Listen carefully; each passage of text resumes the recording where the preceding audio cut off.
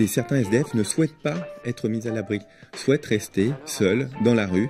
C'est leur choix. Tous les autres, c'est leur choix de dormir dans la rue. L'immense majorité, c'est leur choix.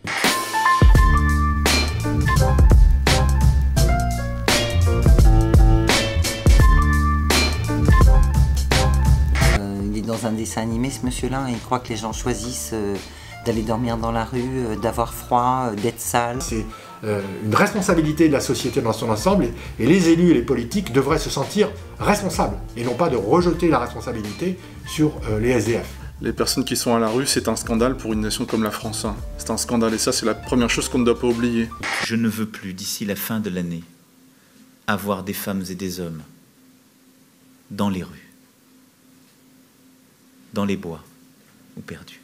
On est sur de la fibre humaine, on est sur quelque chose où ça demande du temps, ça demande de l'accompagnement. Je suis désolé, mais c'est pas par une simple phrase déclamée même par le président de la République qu'on peut exiger de personnes qu'elles soient hors de la rue.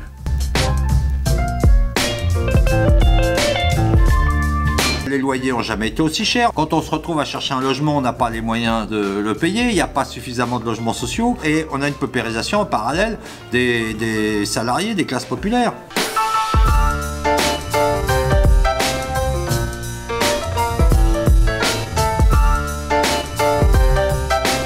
Donc c'est le système aujourd'hui dans lequel on vit qui entraîne et qui conduit à produire des sans-abri.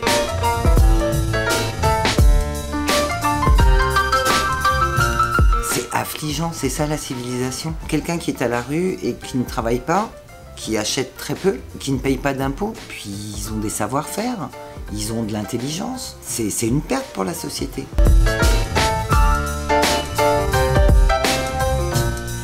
Il faut être pluriel dans les solutions qu'on peut proposer. Il faut être inventif, innovant pour s'adapter à la difficulté de la personne. Et si c'est hébergé pour être hébergé pendant des semaines et puis ensuite se retrouver à la rue, évidemment c'est un échec complet des politiques publiques, c'est de l'argent foutu par les fenêtres.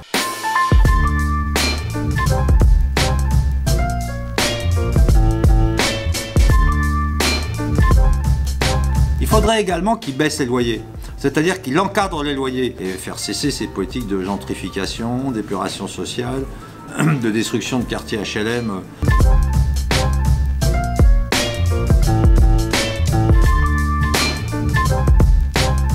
On sait que quand on est dans la rue, on vit avec 15 ans d'espérance de vie. On meurt à l'âge moyen de 49 ans. C'est-à-dire que la vie dans la rue, c'est la peine de mort avec torture.